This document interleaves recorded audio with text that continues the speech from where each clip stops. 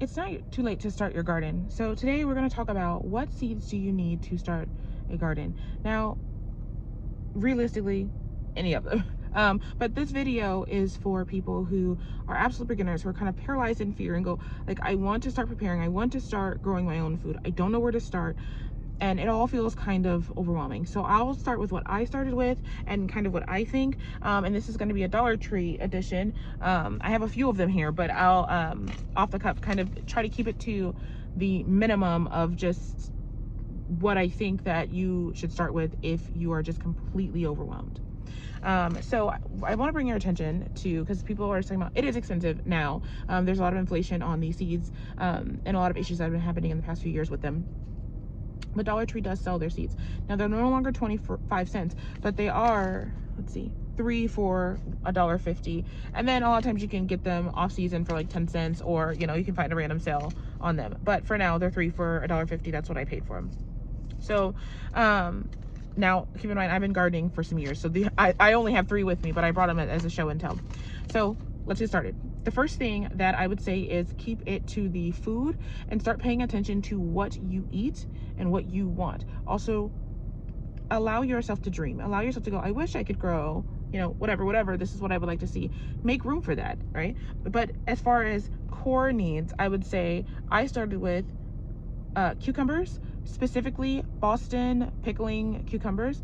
The difference between pickling cucumbers and non-pickling cucumbers are, pickling cucumbers are like, they're smaller, they're fatter, and they have a thicker skin, so they're better for pickling or for preserving on the shelf for long periods of time, versus you can pickle the regular cucumbers, like English cucumbers, and also just regular cucumbers that you get at the store. They're thinner skinned, the flesh is like softer, so it's not best, but you definitely can do it, and I have done it in a pinch. But I always say go with Boston pickling, because you can do a lot more with it. You can eat it fresh, you can eat it on salad, and I like the crunch. I'm very texture sensitive, like I need that crunch. I don't like things very soggy. But then you can also utilize it to put on the shelf or in various recipes like relish, again, chopping it up fresh, pickles. And then I also use pickles in various recipes. There's different kinds of pickles. There's bread and butter. I made out like a hot honey. Like, there's so many different kinds of things that you can use cucumbers for. So I would say cucumbers is another one. Right up there is tomatoes. Now you can do the big juicy tomatoes, or like an Amish paste tomato. The difference is the juicy tomatoes obviously have more juice. The paste tomatoes are good for if you like for canning, basically. You don't have to cook it down as long, but any tomato will do. I would prefer a big juicy tomato, whether paste or not. I wouldn't go with the cherry ones if you're just stuck on space and stuck on what to do. I like growing the cherry tomatoes just for preservation reasons. I think it's better to get the bigger tomatoes. The next thing that I always like to get is green beans. I like green beans for various reasons. One, they fix nitrogen into the ground, and you can leave the roots in, and they will decompose and put nitrogen back into the ground. The little nodules basically hang on to nutrients and then release them when they die. So I like them for that.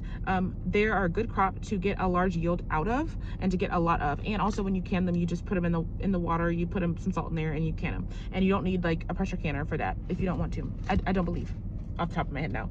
But also you get a reoccurring crop off of them.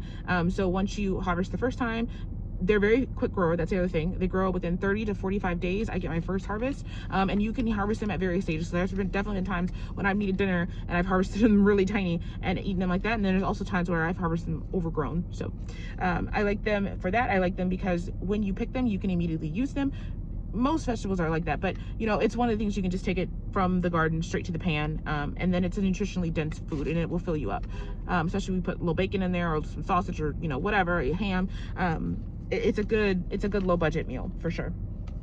The ones that I found I prefer are actually pole type beans, or stringless beans. But the flat types, they're beautiful, but I don't like the texture. I grow them because I like them. I like the look. I love to garden. But if you're just for sustenance, I would say the pole type. The pole type are thin and slender, kind of like what you get at the grocery store. The next things are peppers. Now I got a habanero pepper, but this is not what I would recommend. I wouldn't necessarily recommend bell peppers for beginners. I like bell peppers, I grow them, but I find that depending on the variety, they are actually kind of finicky to grow. They're slower to grow out.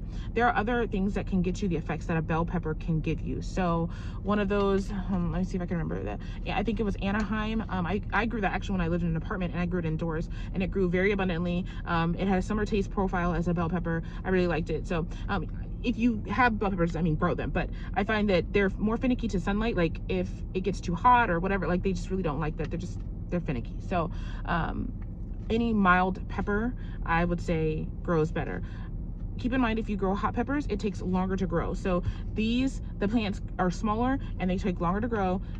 Great to grow, but just keep that in mind.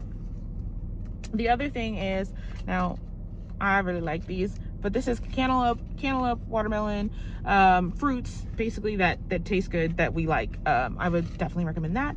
The other thing that I grew was potatoes, and all I did was I took my potatoes that I had left over. I buy like a 5-pound bag, or even I think somebody had given us potatoes at one time, and they were starting to chit. To chit is basically starting to sprout. Those eyes, when you normally think to throw them away, that's when you, excuse me, spit all over.